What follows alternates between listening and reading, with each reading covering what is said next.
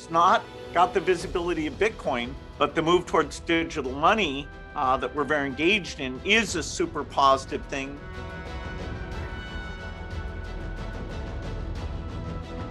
Elon has tons of money and he's very sophisticated. So, I don't worry that, his Bitcoin will sort of randomly go up or down. I do think people get bought into these manias who may not have as much money to spare. So I'm not bullish on Bitcoin. And, my general thought would be that, if you have less money than Elon, you should probably watch out. Look, there are things we invest in society that produce output. Bitcoin happens to use a lot of energy. It happens to promote anonymous transactions. They're not reversible transactions. The Gates Foundation does a lot in terms of digital currency, but those are things where you can see who's making the transaction. So digital money is a good thing. And, there's a different approach that's local currency and attributed and, deals with all the money laundering and terrorism type regulations, and yet gives you the very the convenience and the low cost of transaction. When you're trying to become successful, you're going to have to make sure that you're doing a high risk, high reward situation, especially when it comes to your investments, because the earlier that you start, the more chance you have of doing a high risk, high reward. Because when you're investing, you want to make sure that you're risking a lot in the early stages because you have time to recover and you have time to build that wealth. Because if you fail and your market goes down, you have time to put money back into it and make it rise up because you'll have plenty of time for it to recover. And the same situation is with cryptocurrency. You have enough time because it's so new that you have enough time to make sure that if you put money in and it goes down, you can figure out a way to put more in and let it rise back up because you have enough time for it to develop. And this is clearly the way of the future, and people are making this a big deal. For example, you have Mark Cuban talking about how he's going to use it as money to get into Mavericks games. So that's a huge step in the market of cryptocurrency. But you need to make sure you're smart with your investments and you're not just throwing money at the wall and hoping it sticks. You need to do your research and make sure you know what it is that you're putting the money into and making sure that you are able to lose that money and make sure that you know how to regain that money back down the line. Because it's all about recovering your losses and making sure that you are able to make a profit.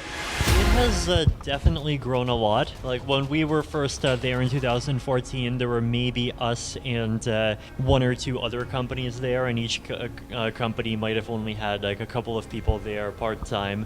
And over time, like every time I come here, the space just definitely keeps growing, and at this point it's looking like it's just huge. There's just seeing people in all of the different universities get interested in the technology, seeing the interest from just all of the sheer number of companies that are based here. It's definitely looking like a large amount of progress, and also definitely happy to see that, as far as I can tell, the regulatory environment seems to kind of continue being friendly. So it's definitely great when you don't have one of those kinds of issues hanging over your shoulders. My advice is what I did, which is all that crypto is another land grab for people that are looking for a quick buck versus people that are in it for the long term. When social media came out in 2006 and 7 and 8, and I was one of the voices, a lot of voices in that space were doing real estate 5 minutes earlier and are now doing crypto. And I think the biggest mistake that I heard from you is I'm struggling to establish myself as an influencer. When one tries to establish themselves as an influencer, it often is the quickest way for them not to be an influencer.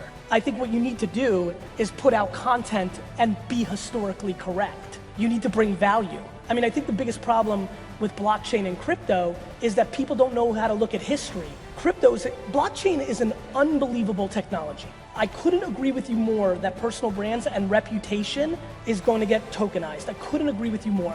But the problem is that 99% of the current cryptocurrencies are going to go to zero.